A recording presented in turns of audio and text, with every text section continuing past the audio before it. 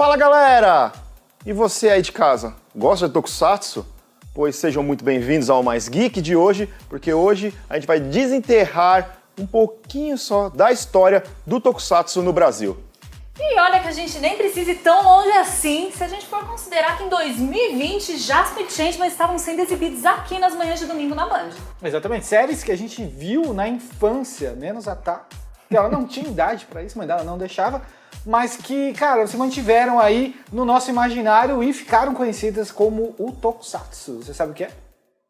Tokusatsu é o termo japonês para filmes com efeitos especiais, mas hoje em dia é uma palavra mais usada para definir as produções de super-heróis feitas no Japão, com muitos efeitos práticos, explosões, trajes coloridos, lutas coreografadas e muita ação.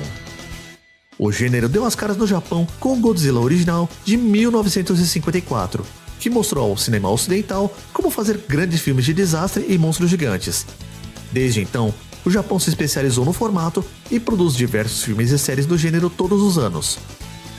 Alguns tokusatsu mais conhecidos pelo público são as séries de Kamen Rider, Super Sentai e Ultraman, assim como os Metal Heroes Jaspion, Jiraiya, Metalder e outros sucessos que já passaram pelas telinhas brasileiras. Lembrando, vocês aí de casa, se vocês quiserem saber muito mais sobre Tokusatsu e cultura pop em geral, vão lá em geekhere.com.br, tem várias matérias, vídeos, críticas, vocês vão gostar pra caramba, cola lá. Mas Tokusatsu, né? Tokusatsu, então muito bem. Eu acho que é importante a gente destacar que temos três termos muito importantes aqui, que é Super Sentai, Sim. Metal Heroes e Kamen Rider. Exatamente, que é a tríade sagrada, imagino, né? Pelo menos da Toei, né? Isso que eu ia falar agora, pelo menos na Toei. Temos aí um Ultraman. Uma quarta vertente aí, que é o Ultraman, que é muito... foge um pouco de tudo que a gente vê nessas três, mas ao mesmo tempo entrega algumas coisas parecidas, pelo menos no que diz respeito ao tipo de produção, né? Exatamente. Mas vamos começar pela definição. O que é um Tokusatsu? Clay, nosso sommelier aqui de Tokusatsu no programa, por favor. Então, Tokusatsu literalmente é efeitos especiais, né? E aí esse termo foi cunhado lá com o Godzilla, primeiro Godzilla lá, né? E são filmes com efeitos especiais, basicamente.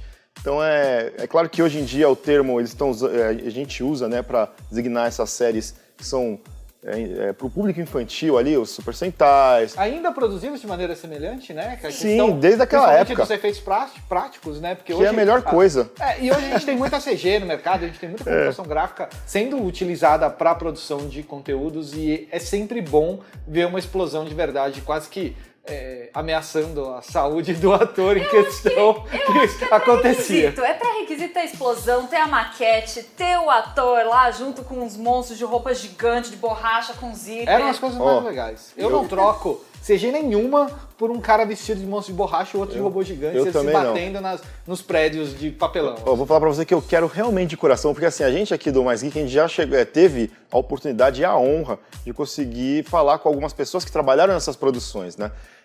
E uma delas falou que, realmente as explosões eram assim do lado, assim, saia chamuscado. Eu quero de coração acreditar que a galera hoje faz isso de forma mais segura.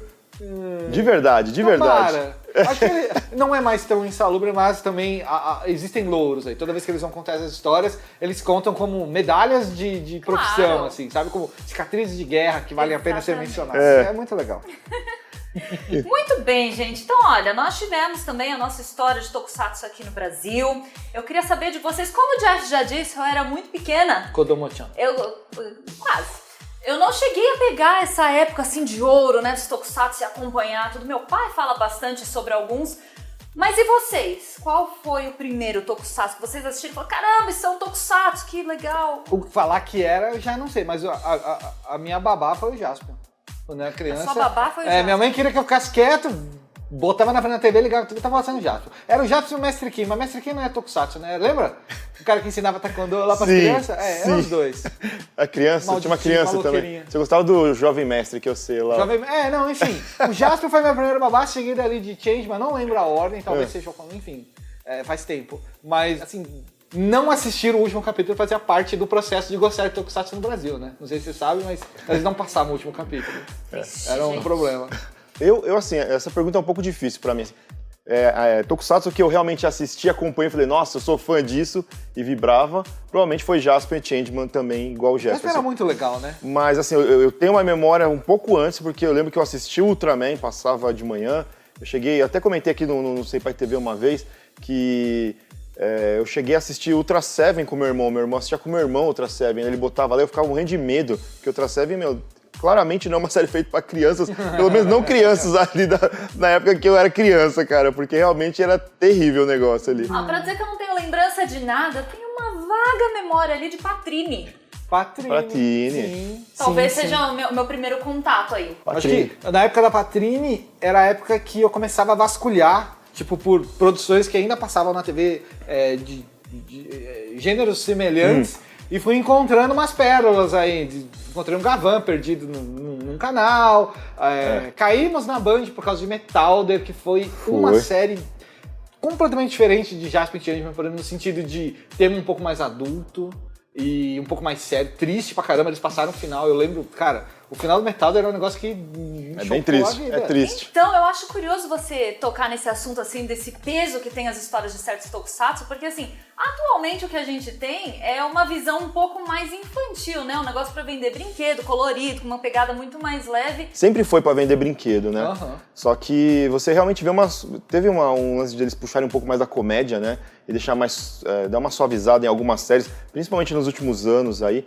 Eu até estava conversando isso outro dia, né, com os amigos, que principalmente as séries dos últimos 2 anos, não sei se por causa da situação que o mundo tava, ou coisa do tipo, eles não quiseram pegar muito pesado, né? Uhum. Então, você via que ela realmente era mais leve, mais tranquila.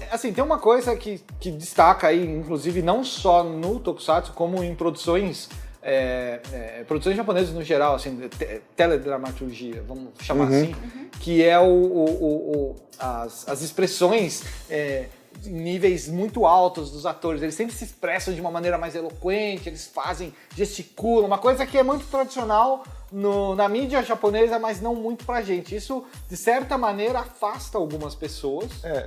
Então, no Tokusatsu, talvez não, porque eu acho que a galera que assiste já não, espera. eu digo, por uma primeira vista, assim. Mas eu acho engraçado que quando a pessoa fica muito fã, por exemplo, a Thaís gosta do Yamada Yuki lá, né? E aí, por exemplo, o cara assiste lá no Gokaiger, aí gosta muito dele lá no Gokaiger. Aí o cara fala, nossa, você vai fazer uma novela. Aí você vai ver a novela e os caras fazem as mesmas expressões na novela. Que deveria ser um negócio mais sério, mas não é, né? Os caras fazem as mesmas expressões. Porque é da escola, né? A escola teatral pede esse tipo de entonação. E aí eu imagino que talvez por isso, e também por alguma questão de mercado que obviamente é influenciado, principalmente por conta da Saban, lá no começo dos anos 90, de ter meio que trabalhado aí pra licenciar essas séries pra cá, né? Pra trazer de uma forma dela. Sim. E aí meio que impedir que outros canais trouxessem diretamente do Japão essas séries. E aí foi onde nasceu, acho que, os Power Rangers. Que é onde a galera conhece o Tokusatsu, basicamente, né? Aqui no Brasil, nos últimos anos, acho que Power Rangers foi a porta de entrada pra muitos fãs aqui, né? Pra mim é Tokusatsu, do mesmo jeito. Tem gente que não considera, eu acho que pra mim é tudo Tokusatsu. Tá lá fazendo com efeito especial. Assim, no começo era quase 60%, 70% Tokusatsu. Porque a série os atores eram substituídos, né? Então a gente tinha a interpretação americana, ocidental dos atores japoneses. E isso talvez aproximasse mais as culturas, né? No caso, a gente, Ocidente e Oriente, que são bem diferentes. Mas eu vou te falar que teve umas séries mais recentes de Power Rangers que até os switch actors que os caras usavam era de lá, era quase os mesmos. Claro. E aí, né, você tinha cenas gravadas aqui, tudo, né? Eu acho que na Nova Zelândia eles não gravavam nos Estados Unidos, né? Geralmente era na Nova Zelândia ali, Austrália, que eles faziam as gravações, e eles usavam os switch actors de lá, as roupas que os caras mandavam, sabe? Então, é muito mais Tokusatsu, é muito mais Sentai do que a galera pensa, né? Eu acho legal, mas ao mesmo tempo eu fico um pouco triste de não ter acompanhado algumas coisas originais, assim, que poderiam ter vindo, sabe? Principalmente ali naquele ato entre acho que o Maskman foi o mais recente que passou do quê? Aqui? A série de Sentai, por exemplo? Foi, de Sentai, acho que o último que passou aqui no Brasil foi o Maskman. E aí ficou ali, a gente não teve mais, e aí já veio Power Ranger, já na paulada, e já mudou tudo, Porque né? depois do Maskman, eles pegaram aquelas séries de resgate, né? que era aí veio o Spectre, veio o Soul Brain, eles botaram isso no lugar. Ó, nós estamos todos saudosistas aqui, mas a gente não pode esquecer que essas produções ainda estão rolando. Todo ano. Todo ano tem, então... 3, né, contando a nossa tríade aqui, quer dizer, Kamen Rider e Super Sentai sempre sai. Metal Hero que não sai tanto. O Metal Hero, a última coisa que a gente teve, assim, de Metal Hero foi aquele especial do Gavan que ele chamou o filmes, Jirai, né? os filmes Sim. lá, né, e tudo mais. E teve 2 aí que a gente tá esperando o terceiro, né, Yuma Ishigaki, por favor. Faça aí, acontecer Yuma. esse terceiro, por favor. E teve os filmes que eles fizeram uma recapitulação do Gavan, do Charivan e do Scheider, né, renovando as franquias. Mas tirando isso aí, a gente não tem muito mais coisa, infelizmente. Só, Sentai e Kamen Rider. Isso. Aí o Sentai, a gente tá no Zenkaidia. Sentai, a gente tá... Zenkaidia, exatamente. Kikai Sentai Zenkaidia, que é uma série comemorativa de Sentai de 50 anos, né? 45 anos de Sentai, 50 anos é Kamen Rider. 45 anos de Sentai e Kamen Rider é o Kamen Rider Revice, e aí sim, comemorando 50 anos de Kamen Rider. E Ultraman também é comemoração também, porque são 3 séries comemorativas esse ano, veja só, porque a gente tá comemorando o aniversário de Ultraman Antiga, que passou aqui no Brasil. Né? O Trigger ele é basicamente uma continuação quase direta do Tiga. O Ultraman é legal, eu acho que eles investem em um formato de imagem, um formato de câmera, de ângulo que, apesar de ser tokusatsu, é diferente desse que a gente está acostumado a consumir com mais veemência no caso do Sentai e Kamen Rider. Eu falo por mim, mas falo pelo Clayton, né, que acompanha mais. Essas séries comemorativas eu tenho, algumas eu gosto, algumas eu não gosto. O Revice, apesar de ele ser uma série de 50 anos de Kamen Rider, ele não é bem uma série comemorativa, porque a gente teve uma série comemorativa de Kamen Rider faz 2 anos atrás, que foi o Dio, né, para fechar a Heisei. Esse negócio de era, qualquer dia a gente fala disso aqui no programa, Com certeza. mas é bem bacana também. Bem, e já a gente vai dar continuidade ao nosso papo aqui sobre a dramaturgia japonesa, porque a gente vai falar de dorama, não só dorama, mas também de K-drama. Então vê o Dragon Ball e não sai daí que a gente já volta.